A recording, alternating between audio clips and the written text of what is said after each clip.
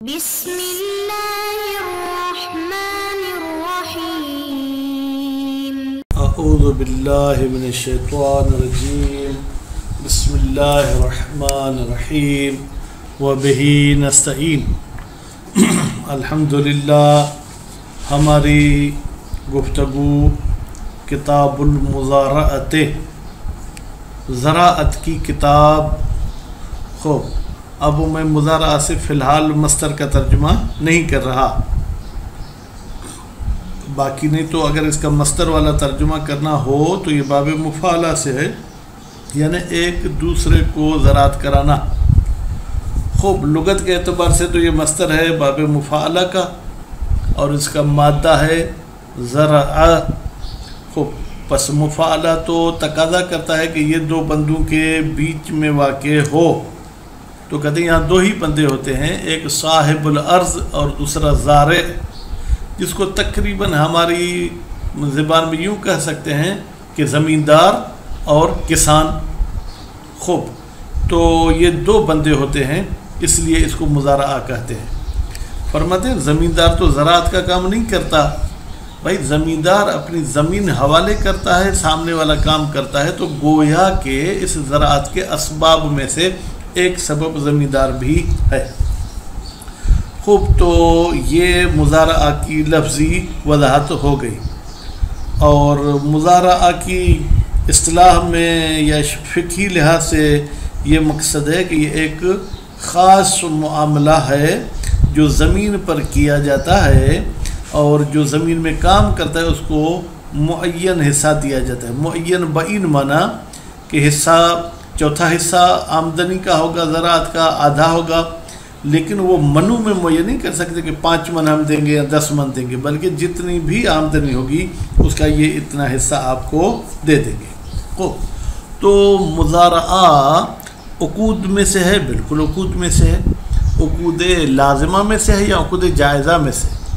عقود لازمہ میں سے ہوگا تو اس کا مطلب یہ ہوگا کہ نہ مالک زمین نہ کسان معاملے کو نہیں توڑ سکتے ہیں، مگر یہ کہ انہوں نے کوئی مدت معین کی ہو تو مدت ختم ہونے کے بعد تو ختم ہو جائے گا عقد ہی، یا یہ کہ تقایل یا اکالہ یعنی باہمی رضامندی کے ساتھ بھی ختم کرنا چاہیں تو وہ اس کو ختم کر سکتے ہیں، ورنہ ختم نہیں کر سکتے۔ جب وہ یہ معاملہ اور عقود لازمہ میں سے ہو گیا تو پھر اس کا ایجاب اور قبول بھی اپنی مرضی کے مطابق نہیں ہوگا، بلکہ شریعت سے ہم پوچھیں گے۔ تو عقد لازم کے ایجاب اور قبول میں شرط ہے عربی میں ہونا چاہیے، صیغہ ماضی کا ہونا چاہیے، اور ایک طرف ایجاب کرے گا دوسرا طرف قبول۔ تو جو زمیندار ہے وہ ایجاب کرے گا اور کسان صاحب جس کو زارع کہیں گے وہ قبول کرے گا۔ البتہ قبول میں قبول عملی ٹھیک ہے یا قبول قولی، وہ انشاءاللہ مزید ہم عبارت میں پڑھ لیں گے۔ تو میرے خیال میں زیادہ خلاصہ نہیں بتاؤں، ابھی ہم چلتے ہیں، وہی ہادہ کو تقدیر میں رکھنا ہوگا اور کتاب المزارعہ اس کی خبر ہوگی۔ وہی لغتاً فرماتے ہیں کہ یہ لغت کے اعتبار سے مفاعلۃ من الزرع، یہ باب مفاعلہ میں سے ہے اور اس کا مادہ زرع ہے۔ وہی تقتضی وقوعہ منہما، یہ تقاضا کرتا ہے کہ یہ واقع ہو ان دو بندوں کے بیچ میں ہو، معاً ساتھ ساتھ میں۔ وہی معاملۃ خوب، وہی اب یہ یہاں پر آیا، لیکن آگے اس کے بیچ میں کچھ اور لفظ بھی پڑھیں گے۔ لیکنھا فی الشرع، لیکن شریعت میں صارت یہ ہو گیا ہے معاملتون، اب جناب معاملہ کس پر؟ علی الارض، زمین پر، بحصۃ من حاصلھا، کہ اس زمین سے جو حاصل ہوگا اس کا کچھ حصہ ہم دیں گے، کس کو؟ زارع کو۔ اس کے بعد فرماتے ہیں الی اجل معلوم، اس کی مدت بھی جو ہے کہ معلوم ہونی چاہیے۔ وَنَسَبَ کہیں یا نُسِبَ الْفِعْلُ إِلَيْهِمَا، اور نسبت دی گئی ہے اس زراعت والے فعل کی الیہما، مالک ارض اور زارع کی طرف۔ بفعل احدہما ما طلب الاخر، اس لیے کہ ایک ان میں سے کام کرتا ہے اور دوسرا اس سے طلب کرتا ہے کہ یہ کام کرو. فَكَأَنَّهُ گویا کہ یہ جو آخر ہے لذالک فاعل، یہ بھی اس عمل کا فاعل ہے. کل مضاربت، جیسے مضاربہ میں ہم نے کہا تھا کہ ایک پیسے دیتا ہے دوسرا عمل کرتا ہے، تو پیسے دینے والا بھی امر کرتا ہے کہ جاؤ میرے پیسوں سے کام کر، تو گویا کہ وہ بھی اس کام میں حصے دار ہے. وخرج بالمعاملۃ علی الارض، فرماتے ہیں یہ جو انہوں نے کہا تھا کہ جناب یہ معاملہ ہے کس پر؟ زمین پر، اس سے خارج ہو گیا کون؟ خرجہ کا فاعل ابھی نہیں ہے. المساقات، جو درختوں کو پانی دینا ہوتا ہے، اس میں بھی مثلا میرا باغ ہے، میں کسی کو کہتا ہوں کہ میرے باغ کو پانی دو، پھر اس سے جو آمدنی ہوگی اس میں اتنا حصہ تمہارا ہوگا. فَإِنَّهَا بِالذَّاتِ عَلَى الْأُصُولِ، بتحقیق یہ جو مساقات ہے ذاتی طور پر یہ خود درختوں پر ہے، زمین پر کام کرنے کا نہیں ہے، اگرچہ تھوڑا بہت زمین میں بھی کام کرنا ہوتا ہے. بالحصت جار مجرور، اس کا تعلق ہے خرجہ کے ساتھ، اور اس حصے والے لفظ کے ذریعے خارج ہو گیا اجارت الارض، جب زمین کو کرائے پر دیتے ہیں لزراعت، زراعت کے لیے، تو وہاں تو بھائی اجارے کا جو عوض ہوتا ہے وہ بالکل معین ہوتا ہے، جبکہ یہاں مزارعہ میں عوض معلوم نہیں ہوتا کہ کتنے من ہوگا، بس اتنا معلوم ہے، چوتھا حصہ، پانچواں حصہ، آدھا. اول اعم کا مطلب یہ ہے کہ یا زمین کو اجارے پر لیا گیا ہے لیکن عام، یعنی ممکن ہے میں زراعت کروں، ممکن ہے میں اس میں مثلا جو ہے کیا ہے کوئی حوض بناؤں، ممکن ہے میں اس میں کچھ اور کروں.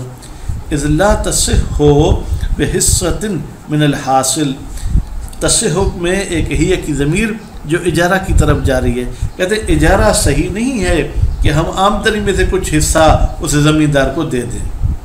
وقید الاجل، اور یہ جو مدت کی قید لگائی تھی مصنف صاحب نے، فرماتے ہیں بیان الواقع، یہ حقیقت کو بیان کرنے کے لیے انہوں نے قید لگائی تھی کہ بھائی حقیقت میں مضارع میں قید ہوتی ہے، ورنہ قید الاجل یہ تعریف کا حصہ نہیں ہے. او تخصیص لصحیحت،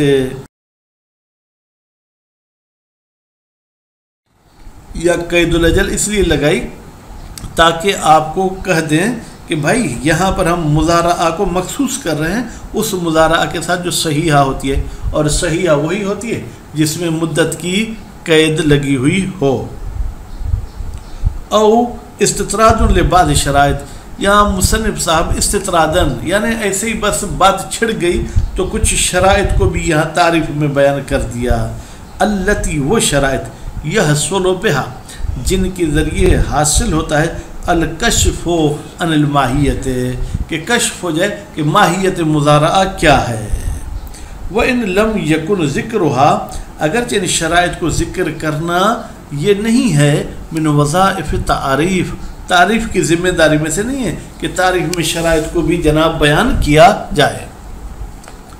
وَعِبَارَتُهَا، عبارتها میں آپ یوں کہیں کہ وَإِجَابُهَا قبولها، ٹھیک ہے، لفظی ترجمہ یہ مضارعہ کی عبارت، یعنی مضارعہ دینے کے لیے کون سے الفاظ استعمال کرنے ہوں گے؟ زرعتک، میں نے تجھے زراعت کے لیے دیا کیا؟ زمین، مثلا زرعتک الارض. او عملتک، میں نے تیرے ساتھ معاملہ کیا کہ تم میری زمین میں زراعت کرو. یا سلمتها، میں نے تیرے حوالے کی زمین الیک. و شبہہ، یا اس قسم کے الفاظ بھائی کون سے؟ قبلتک ہذہ الارض، میں نے تجھے قبول کرائی یہ زمین. ونحوہ، یا مثلا جو ہے کیا ہے میں یہ زمین تیرے حوالے کرتا ہوں تاکہ تو اس میں زراعت کرے، لیکن من الصیغ الماضی، اس میں ماضی کا صیغہ ہوگا، مضارع کا صیغہ نہیں چلے گا. دالت، وہ صیغ جو دلالت کرتے ہیں علی انشاء العقد، کہ یہاں پر بھائی ایجاد کر رہے ہیں یہ عقد زراعت کو صریحاً، کوئی اشارہ کنایہ نہ ہو بلکہ صراحت کے ساتھ اس بات پر دلالت کرے. والمشہور جوازها، فرماتے مشہور یہ ہے کہ یہ مضارعہ جائز ہے بصیغت ازرع هذه الارض، تم اس زمین میں زراعت کرو. ازرع فعل امر ہے تو کہتے ہیں کہ ازرع کے ساتھ بھی جو ہے کیا ہے صیغہ پڑھا جا سکتا ہے. استنادن اس مشہور والوں نے اپنے دلیل یا اپنے فتویٰ کا حوالہ دیا ہے الی روایت، ایک روایت کی طرف، کاسرت دلالت، وہ دلالت اس مطلب پر نہیں کرتی، دلالت میں اس میں کوتاہی ہے، ان اخراج هذا العقد، کہ وہ اس حدیث اس عقد کو خارج کر دے جو کہ لازم ہے، ان نظائر ہی، اپنے جیسے عقود سے، یعنی اور عقود لازم تو فعل امر کے ساتھ نہیں ہوتے، تو اس روایت کی وجہ سے مضارعہ کو ہم ان عقود کے حکم سے خارج کر کے یہ کہیں کہ یہاں فعل امر جاری ہوگا، کہتے نہیں ایسا نہیں ہے، فالمنع اوجہ، تو پھر یہاں پر منع کرنا جو ہے بہتر ہے کہ ہم کہہ دیں کہ فعل امر کے ساتھ یہ عقد واقع نہیں ہوگا۔ فَيَقْبَلُ زَارِعُ، چلے ایجاب ہو گیا، اب کیا ہوگا؟ فرماتے زارع صاحب قبول کرے گا لفظاً، لفظی طور پر، مثلا قبل تو بھائی میں نے قبول کیا، الاقوا قول قوی کے مطابق، کہ غیر ہی کی ضمیر جا کے عقد مضارعہ، جیسے عقد مضارعہ کے علاوہ دوسرے عقود میں بھی قبول لفظی ہوتا ہے، وعقدها، مضارعہ کا عقد لازم، یہ لازم ہے، لعموم الامر بالوفا، اس لیے کہ جو وفا اور نبھانے کا امر آیا ہے کہ آپ عقود کے ساتھ وفاداری کریں، وہ عمومیت رکھتا ہے، یعنی بیع کو بھی شامل ہے تو مضارعہ کو بھی شامل ہے، دوسروں کو بھی شامل ہے، الا ما اخرجہ دلیل، مگر وہ عقود کہ جن کو دلیل نے خارج کر دیا لازم ہونے سے، وہ کون سے تھے؟ فرض کریں مضاربہ تھا، ولیس ھذا، جبکہ یہ عقد مضارعہ نہیں ہے، من ہو ما اخرج میں سے اجماعاً، اس پر اجماع کیا گیا ہے، یعنی اس عقد مضارعہ کو لزوم والے عقود سے خارج نہیں کیا گیا۔ ویصح التقایل فیہ، البتہ عقد مضارعہ میں تقایل صحیح ہے، تقایل نے باہم رضامندی کے ساتھ اس کو توڑیں، لأنہ معاوضۃ محضۃ، اس لیے کہ یہ خالص ایک معاوضہ ہے، معاملہ ہے، فیقبلھا، یہ قبول کرتا ہے کہ اس کو تقایل کو، تقایل مصدر ہے تو اس کی طرف جو ہے جناب یہ ضمیر مونث کی پلٹ سکتی ہے، یا اکالہ کہیں کل بیع، جیسے بیع بھی باہمی رضامندی کے ساتھ توڑ سکتے ہیں۔ ولا تبطلو بموت احدہما، اچھا تبطلو، یہ مضارعہ باطل نہیں ہوتا اگر مالک الارض یا زارع میں سے کوئی ایک مر جائے، لأن ذالک، اس لیے کہ یہ عدم بطلان من مقتضى اللزوم، یہ لزوم کے تقاضا میں سے کہ جو عقد لازم ہوگا کسی کے مرنے سے باطل نہیں ہوتا۔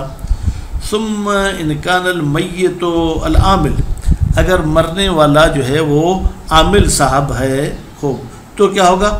قام وارثہ، تو اس عامل کے وارث جو ہے وہ قیام کریں گے مقامہ، عامل کی جگہ پر، کس بات میں؟ فی العمل، وہ جا کے کھیتی باڑی کا کام کریں گے، وَإِلَّا، لیکن اگر اس کے وارث یا ہیں نہیں، یا ہیں تو چھوٹے ہیں کام نہیں کر سکتے، استأجر الحاکم علیہ، حاکم صاحب کوئی مزدور لے گا علیہ، کہ بھائی جاؤ تم کھیتی باڑی کا کام کرو، من مال ہی، عامل کے مال سے، بھائی اس کے جو میراث والا مال ہے اس سے اٹھا کے اس مزدور کو دیں گے، یا اگر وہ بھی نہیں ہے تو علی ما یخرج من حصتہ، جو اس عامل کا حصہ بنے گا اس سے جناب اس مزدور کو مزدوری دی جائے گی۔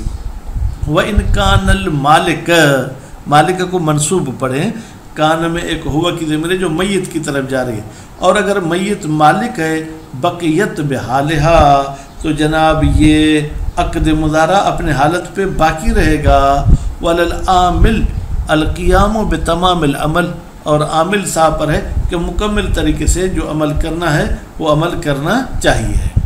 وَاسْتُثْنِيَ مِنَ الْأَوَّلِ، اول سے استثناء کیا گیا ہے، اول یعنی جب عامل مر جائے تو ہم نے کہا عقد باطل نہیں ہوگا، لیکن ایک صورت میں عقد باطل ہوگا، ما لو شرط، اگر پڑھیں گے تو علیہ العمل، اگر شرط پڑھیں پھر تو عملو پڑھیں گے۔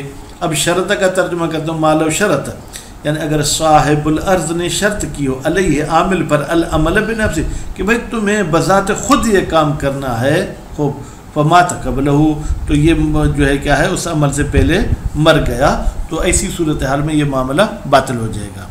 اور اگر شرط پڑھیں یعنی شرط کی گئی ہے اس عامل پر عمل کی، اور وہ عمل سے پہلے مر گیا تو بھی یہ عقد جو ہے وہ باطل ہو جائے گا۔ صلی اللہ علیہ محمد و آل محمد۔